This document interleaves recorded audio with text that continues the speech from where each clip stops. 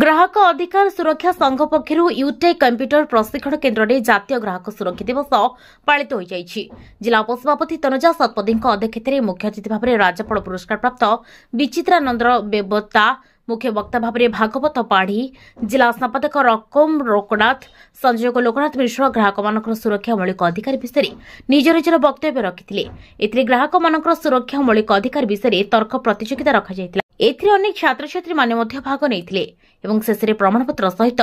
पुरस्कार प्रदान करा जायतिला। ग्राहक सुरक्षा अधिकार सुरक्षा कमिटी जिला उपसभापति है ग्राहक सुरक्षा अधिकारी कमिटी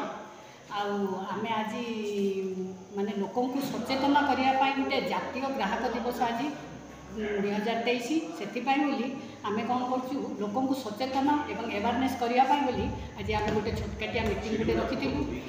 मीटिंग रे लोकों सचेतन आम जो प्रिंटिंग काढ़ी कागज गुड़ाक से बांटी आमर मुख्य लक्ष्य है कि लोक जमी सचेतन हूँ